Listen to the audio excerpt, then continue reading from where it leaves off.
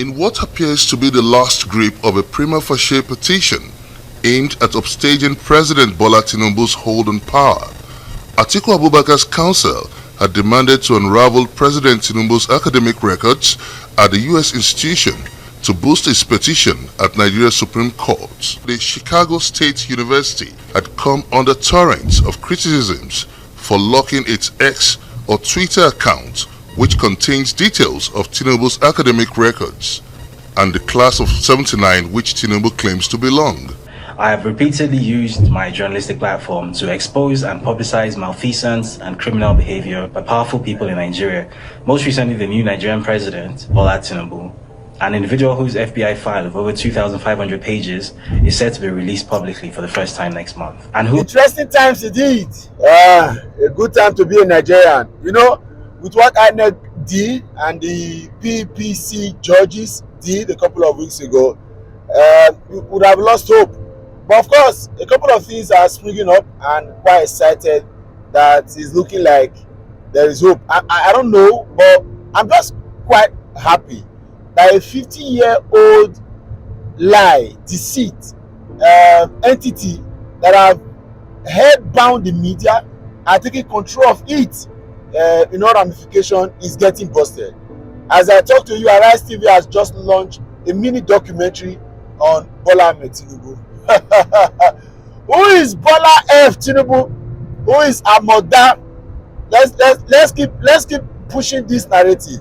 The truth is, Tinubu did these dirty things to our fathers and they kept quiet. But we are not going to allow it slide. So we are hitting it. I don't know the effect this will cause in the electoral and democratic status of this country, but I'm happy that we are going to realize that this man is a liar. Unfortunately, he's president already and immunity not the cover him. But we'll keep saying what we can say. David Hundeyin has also reported or has gone to the United Nations Human Rights Commission at the 54th session to go and cry to them of innate threat to his life and all the Tinubu's plan to extradite him back to Nigeria and deal with him. But God no will agree, because we need somebody like David to remain where he is and do our job. And also, if you think all this doesn't matter, oh, what Tinubu is doing doesn't matter, whatever is happening doesn't matter, all this Tinubu lifestyle, all this doesn't matter. Here is a mini documentary of the effect of this brand of Bola Tinubu in the international status of this country. So you're going to watch all these videos in a couple of minutes, and please share the video. Let's keep spreading the news. Let it go round. I'll catch you later.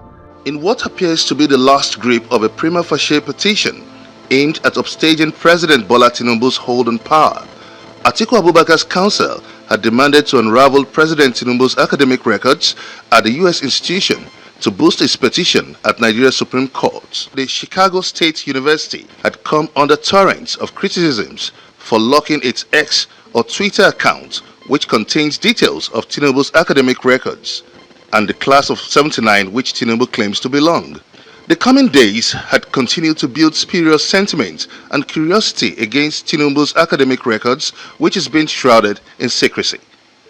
Tinubu's prayers on Monday came as part of the ongoing legal battle unfolding at the United States District Court for the Northern District of Illinois in Chicago. The case was brought by Atiku, who has been on a judicial quest to establish that Tinubu was not eligible to be Nigeria's president despite his election victory in February 2023. After a long-drawn clamor for the full disclosure of Tinubu's certificate, the U.S. court finally ordered the Chicago State University to release President Tinubu's documents, but limiting it to only his diploma certificate. While this was supposed to clear every doubt, contrary to expectations, it wasn't so, as it turned out more controversial due to the discrepancies in two different signatures and dates on the certificates. But Tinubu's counsel dismissed any insinuation of deliberate fraud by putting the blame as a clerical error on the Chicago State University. His counsel says, quote, "There is harm in allowing discovery on issues and documents outside the diploma." Tinubu's lawyers said this in the full briefing to the court seeking a review of Judge Jeffrey Gilbert's order by a district judge, Nancy Maldonado. As it stands, the controversies concerning President Bola Tinubu credentials runs deep, with the President's Council hesitant on full disclosure, especially on the demand for a detailed transcript or gender, even as the Chicago State University remains bound by a privacy clause. The identity of who was admitted into Chicago State University in the 1970s has been a hot issue after college transcripts emerged that indicated the school admitted a female Bola Tinubu from Southwest College, Chicago in 1977. Political analysts say as the issue lingers, the certificate saga still holds more puzzle for Atiku's legal team to unravel, while President Tinubu's team will need to convince the international community of the acclaimed validity of his credentials. Thank you for the opportunity to speak at the 54th session of the UN Human Rights Council. As an investigative journalist from Nigeria, my work primarily focuses on advancing transparency and accountability in government. I have repeatedly used my journalistic platform to expose and publicize malfeasance and criminal behavior by powerful people in Nigeria, most recently the new Nigerian president, Bola Tinubu, an individual whose FBI file of over 2,500 pages is set to be released publicly for the first time next month, and who has, as a matter of public record, forfeited $460,000 to the United States government, being proceeds of heroin trafficking. Due to my journalistic work, his regime has taken extraordinary steps to silence me, including a recent attempted abduction from Ghana where I have political asylum. The Tinubu regime is currently trying to prevail on Ghana, which historically is a close ally of Nigeria, to violate the non-refoulement principle and have me return to Nigeria, where I would almost certainly face imprisonment, torture, and extrajudicial execution.